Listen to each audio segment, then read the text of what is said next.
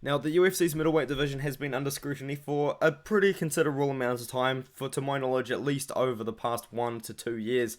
And it really is because it's not really the most talent-rich division in the UFC's male divisions, and I think that's a pretty fair statement to say. But I'm here to say that there are 4 UFC middleweights right now that have been signed. Only one of them has made their pro debut, sorry, UFC debut, that are going to shake up the division. And what I'm going to do is I'm just going to mention them first, and then I'm going to talk about them afterwards. So the first one's pretty obvious. It is Bo Nickel. Everyone knows who Bo Nickel is at this point right now. He's going to go on to do great things. He's only 3-0, but I think he's got a pretty bright future in MMA ahead of him, which is a pretty fair thing to say.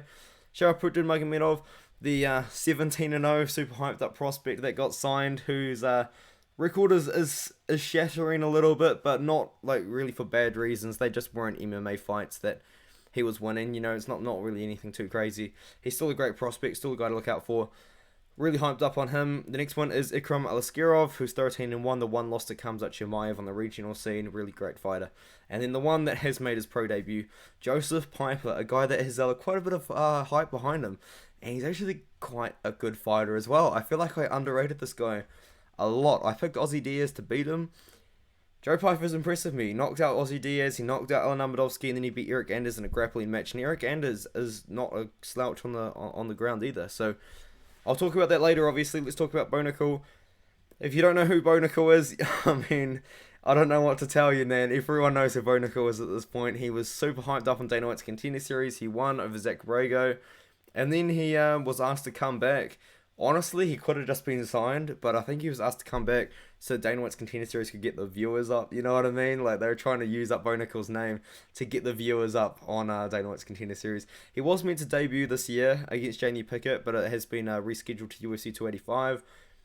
One thing that does scare me a little bit about Bo Nickel is his attitude towards being placed on the card. He says he doesn't want to fight anywhere except for the main card, which is a little bit worrying to me because that means he's probably exclusively only going to try and fight on main cards of pay-per-views, which don't happen all that often. And if I want him to be active, or as active as I want him to be, I want him to be fighting. I want him to fight 3 times this year, and I think it's going to happen. But exclusively fighting on pay-per-view main cards is going to be a little bit of a reach because he's going to have to fight well-known fighters or well-known opponents that are going to get him on the main card. Like Jamie Pickett, I know he's super hyped up, but Jamie Pickett's not a main card of a pay-per-view fighter. I'm sorry to say it, but that's just how I feel about that situation. But aside from that, Bo Nickel, the skills are there, the hype is there, everyone loves him, everyone knows him.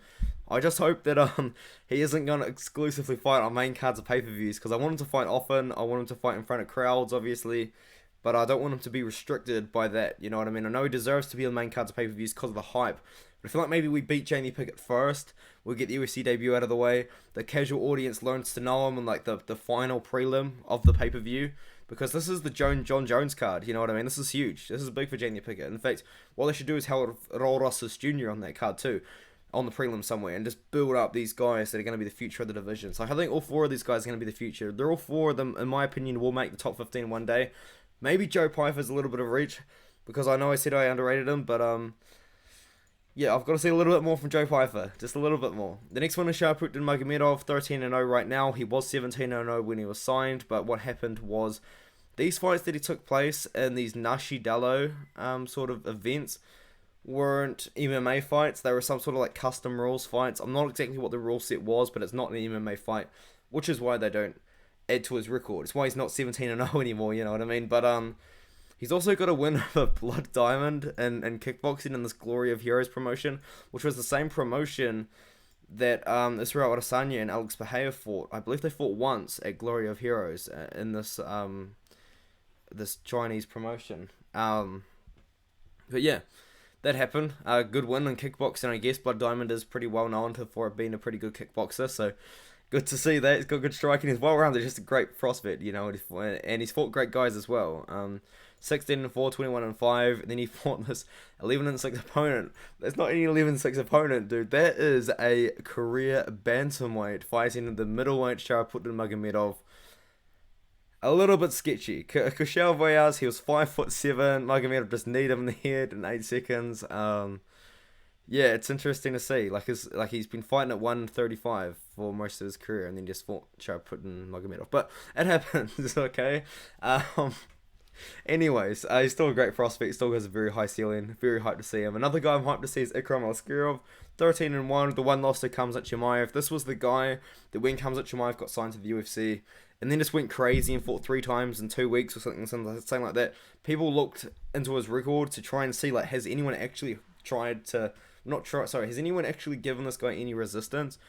And the guy that gave him resistance was Ikram Aliskerov. Although the fight only lasted 2.5 minutes, it was still like I wouldn't say it was competitive, but Ikram Aliskerov did give Khamzat Chimaev his toughest fight on the regional scene, so I'll give him that. He's also gone on to beat some pretty good guys. Dennis Hewlin's in the UFC right now. I think I overrate Dennis quite a bit. You know what I mean? I obviously picked him to lose against Aliaskhab Khizriev, but after that, I was like, man, like, he's going to beat Jamie Pickett. You know what I mean? And then he did. But it was a very competitive fight. Now he's fighting Jun Park. I'm going to pick Jun Park in that fight. But Dennis Hewlin, I feel like he's just a little bit underrated. Like, he doesn't have a good record, but he has fought and beaten good guys. And the guys that he has lost to have been pretty good as well. And they've been quite competitive fights for the most part. Yeah, Happy's in the UFC. I don't know why, but for some reason I like this guy. Probably a little bit more than I should. But anyways, we move on. He beat Nashon Burrell, who's a former UFC fighter. He beat Mario Souza, who's a very good prospect on the regional scene. I hate to say it, but I feel like this guy might not quite make it to the UFC.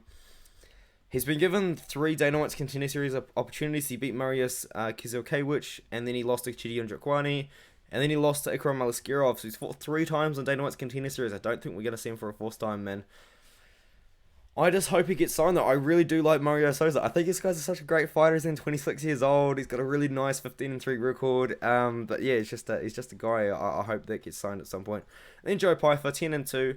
I'm on the hype train of Joe Pyfer. I really am, but it does depend on the matchups that he's going to get. I feel like at this point we don't quite know where Joe Pyfer really is. Like, we know he beat Ozzy Diaz, which is a very impressive win. He beat Eric Anders in the grappling match, very impressive. But the one guy that he's got to win in the UFC debut is Alan Amadovsky, who went 0-4 in the UFC, and I believe all of those losses were finishes in the first round. No, Krzysztof Jotko took him to decision. That is incredible in hindsight, really. Because John Phillips knocked him out in 14 seconds. Joseph Holmes submitted him in just over a minute. Joe Pyfer took him almost 4 minutes, but he found the shot and knocked him out. Tough day to be Joe Pyfer, man. But yeah, hopefully let me know what you think of the video. Pretty short video, but I just had to make it, man. Like, I've gone about a week without making any videos. It's time to get into it. It's time to start talking about MMA again. Start talking about UFC. I'll give my UFC predictions. I'm probably going to put that video out tomorrow, because UFC does have a pretty good event to start 2023, in my opinion. I think it's great. I'm really looking forward to it. But I'll make the video about that tomorrow. I'm just very wary of the time. It's almost soon about 8 minutes on this video. But I'm looking at the event, Imavov versus Gastelum.